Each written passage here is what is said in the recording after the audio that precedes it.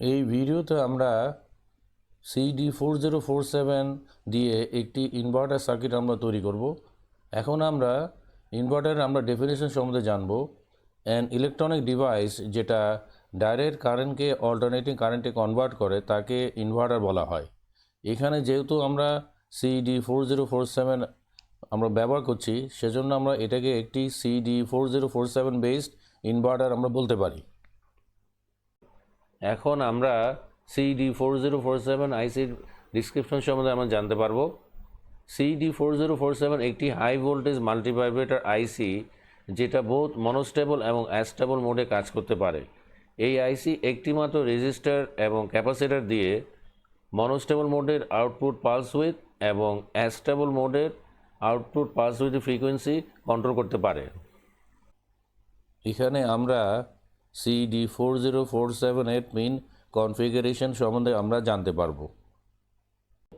এখানে আমরা দেখতে পাচ্ছি যে এর 1 নম্বর 2 নম্বর এবং 3 নম্বর পিন যথাক্রমে ক্যাপাসিটর, রেজিস্টার এবং এদের যে কমন যে কানেকশন সেটা 3 নম্বর পিনে কানেকশন করা হচ্ছে, এবং 4 নম্বর এবং 5 নম্বর পিন হচ্ছে অ্যাস্টেবল লো এবং অ্যাস্টেবল হাই। এই দুটো পিন যখন CD4047কে অ্যাস্টেবল মাল্টিভাইব্রেটর মোডে ব্যবহার করা হয় তখন এগুলো কাজে লাগে। 6 নম্বর পিন হচ্ছে মাইনাস ট্রিগার, অর্থাৎ এখানে একটি হাই থেকে লো ট্রানজিশনের ট্রিগার পাস অ্যাপ্লাই করা হয় মনোস্টেবল মাল্টিভাইব্রেটর মোডে। 7 নম্বর পিন হচ্ছে VSS। 8 নম্বর পিন হচ্ছে ট্রিগার পালস। এখানে একটি লো থেকে হাই ট্রানজিশনের ট্রিগার পালস অ্যাপ্লাই করা হয় মনোস্টেবল মাল্টিভাইব্রেটর মোডে। 9 নম্বর পিন হচ্ছে এক্সটার্নাল রিসেট। এই পিনে একটি ট্রিগার পালস অ্যাপ্লাই করলে 10 নম্বর এবং 11 নম্বর পিনের যে আউটপুট অর্থাৎ কিউ এবং পিউ বার এগুলো রিসেট হয়ে যায়, অর্থাৎ কিউ হয়ে যায় 0 এবং কিউ বার হয়ে যায় 1। এবং 12 নম্বর পিন হচ্ছে রিট্রিগার। এখানে একটি পালস অ্যাপ্লাই করলে আমরা পালস উইথটাকে আমরা এক্সপ্যান্ড করতে পারি। 13 নম্বর পিন হচ্ছে অসিলেটর আউটপুট। এখানে এমন একটি স্কোয়ারের আউটপুট বের হয় যেটা ফ্রিকোয়েন্সি কিউ এবং পিউ বার আউটপুট থেকে যে স্কোয়ারে বের হয় সেটা ফ্রিকোয়েন্সি যে দ্বিগুণ। 14 নম্বর পিন হচ্ছে VDD।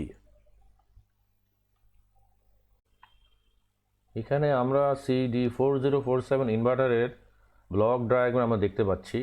এখানে আমরা দেখতে পাচ্ছি যে CD4047 থেকে দুটো সিগন্যাল, অর্থাৎ একটি হচ্ছে কিউ যেটি হাই এবং আরেকটি হচ্ছে কিউ বার যেটি হচ্ছে লো। সেই কিউ যে সিগন্যালটি সেটাই একটি ট্রানজিস্টরের মাধ্যমে ইনভার্টেড হয়ে মসফেট 1-এর সাথে কানেকশন করা আছে। মসফেট 1 আবার স্টেপ আপ ট্রান্সফর্মারের সাথে কানেকশন করা আছে।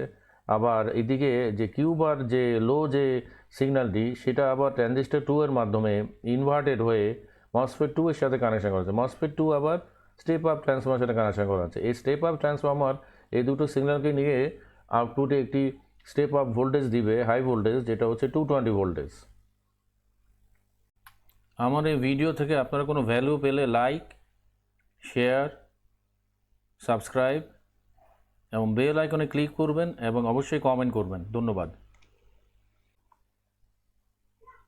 এখানে আমরা CD4047 এর 10 নম্বর এবং 11 নম্বর পিন থেকে যে 50 hertz square wave output signal বের হচ্ছে সেগুলো আমরা প্রোটিয়াস সফটওয়্যারের ডিজিটাল অসিলোস্কোপের মাধ্যমে আমরা দেখতে পাচ্ছি।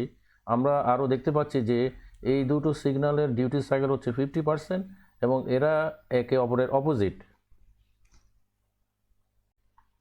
এখানে আমরা CD4047 এর ইনভার্টার সার্কিট আমরা দেখতে পাচ্ছি।